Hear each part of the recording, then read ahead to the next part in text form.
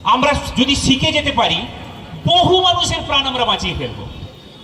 আপনাদের একটা ছোট্ট গল্প বলে, আমি বেশিক্ষণ আর সময় নেব না, ছোট্ট একটা গল্প বলে নিই। আমি তখন মেদিনীপুর মেডিকেল কলেজের জুনিয়র ডাক্তার, যে জুনিয়র ডাক্তার শুনলেই আপনারা খেপে যান। জুনিয়র ডাক্তার মানেই বদমাস, জুনিয়র ডাক্তার মানেই পেশেন্টকে মেরে ফেলার ধান্দা করে। যাই না, পেশেন্টকে মেরে ফেলে কি সম্পত্তি পায় তারা। এই জুনিয়র ডাক্তার ছিলাম আমি। দেবরার জয়েন্ট বিডিও ছিলেন যিনি তখন, তার স্ত্রী বিষ খেয়ে রাতের বেলা শুয়ে পড়েছেন, কাউকে জানতে দেননি। সকাল বেলায় যখন তার মুখ থেকে গ্যাজলা উঠছে, তখন ওনারা হাসপাতালে নিয়ে এসছেন, মেদিনীপুর মেডিকেল কলেজের হাসপাতালে। আমি ছিলাম, আরেকজন চিকিৎসক বন্ধু ছিল আমার, সে এখন সার্জারিতে এমএস করছে সেই মেদিনীপুর মেডিকেল কলেজে। আমরা দুজন জুনিয়র। আমরা দেখতে পাচ্ছি পেশেন্ট মারা গেছে। পেশেন্টের চেহারা অনেক বড়, ভদ্রমহিলার চেহারা অনেক বড়। বিষ খেয়ে নাকি যখন এমার্জেন্সিতে এসেছিলেন তখনও নাকি বেঁচে ছিল, তার বাড়ির লোক যেটা বলছে।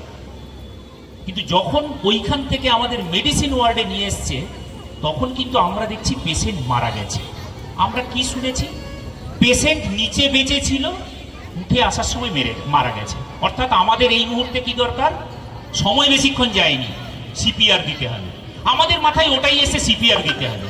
সত্যি কথা বলতে সিপিআর এত সুন্দরভাবে দেওয়ার পদ্ধতি আপনাদেরকে শেখাচ্ছি, আমরা না তখন অত ভালোভাবে শিখিনি, যদিও তখন এমবিবিএস পাস করে গেছি, কিন্তু তখন অত ভালোভাবে কেউ আমাদের শেখায়নি। আজও আমি হলফ করে বলতে পারি, এই এখন ন্যাশনাল মেডিকেল কাউন্সিল বিভিন্ন মেডিকেল কলেজের প্রথম একদম এমবিবিএস এ যখন ঢুকছে, তখন কিন্তু সিপিআর শেখানো হচ্ছে। আমি নিজে মেদিনীপুর মেডিকেল কলেজের প্রথম বর্ষের ছাত্রদের সিপিআর এর ক্লাস নিই, কিন্তু আমাদের সময় শেখানো হতো না। আমরা শুধু জানি বুকে চাপ দিতে হবে, শ্বাস নিতে হবে। কি করলাম আমরা দুজনেই রোগা পাতলা ছেলে। এখন না চেহারাটা একটু ভারী হয়ে গেছে, তখন একেবারে রোগা ছিলাম, এবং ওই বন্ধুটি এখনো রোগা আছে। আমরা দুজন চাপ দিতে শুরু করলাম। আমরা বুঝতে পারছি আমাদের শরীরে সেই শক্তি নেই, ওই রকম বিশাল বপুর একজন ভদ্রমহিলাকে আমরা চাপ দিয়ে উনার হার্টটাকে সচল রাখবো। আমরা কি করলাম জানেন? ওই ছেলেটির নাম দেবশঙ্কর নাম, এখন সার্জারিতে এমএস করছে। দেবু আর আমি পিছন থেকে আর সামনে থেকে, দুদিক থেকে আমাদের তো লক্ষ্য একটাই, হার্টটাকে কম্প্রেস করানো। জোরে জোরে চাপ দিতে শুরু করলাম। পাশের এক ভদ্রমহিলা চিৎকার করতে শুরু করছে, দেখেছো? এইভাবে করে কিন্তু বুকে চাপ দিয়ে ডাক্তারগুলো মেরে দেয় রুগীকে। সঙ্গে সঙ্গে 3-4 জন আরো বলছে, হ্যাঁ এরকম করেই তো ফুলমণিটাকে মেরে দিয়েছিল আমাদের, ওরকম করে ডাক্তারগুলো। সমস্ত নেগেটিভ চিন্তা ভাবনার লোক চিৎকার করছে সেখানে। কি করছেন আপনারা?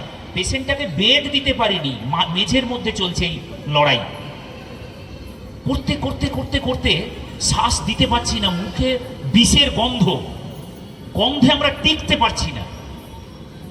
সেই মুহূর্তে করতে করতে যখন 5 মিনিট চলে গেছে, আমরা সিস্টার দিদিকে শুধু একবার মুখ ঘুরিয়ে বলছি, দিদি তাড়াতাড়ি এই ইঞ্জেকশনটা নিয়ে আসুন, তাড়াতাড়ি এটা দিন।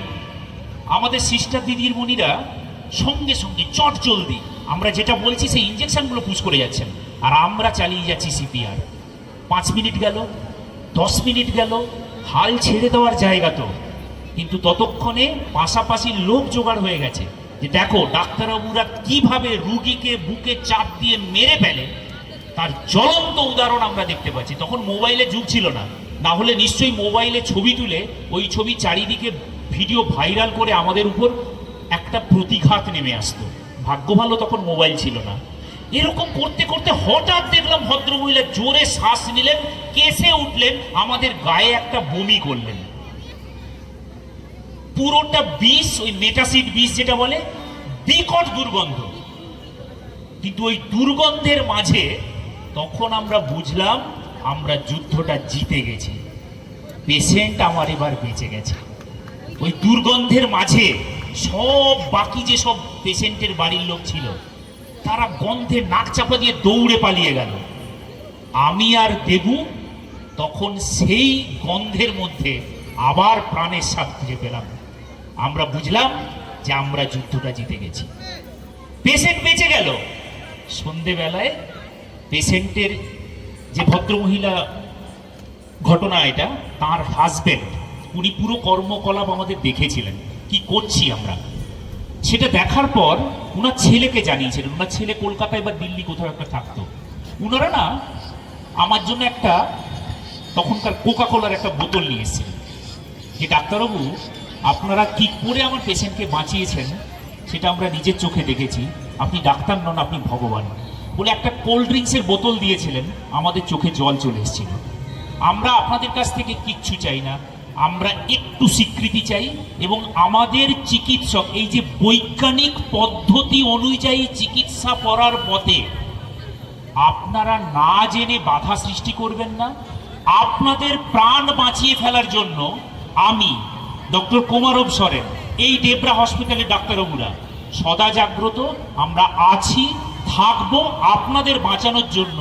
আমরা বহুবার এরকম ঘটনা শিকার হয়েছি যেখানে হয়তো সাধারণ মানুষ বুঝতে পারেনি তাদের জন্য আমরা কি করছি, কিন্তু পরবর্তীকালে আপনাদের শত চেষ্টাতেও, আপনাদের শত ভুল বোঝাবুঝিতেও যদি আমরা একটা মানুষকে বাঁচিয়ে ফেলতে পারি, তার থেকে সুখ আমরা আর কিচ্ছু পাই না আমাদের জীবনে।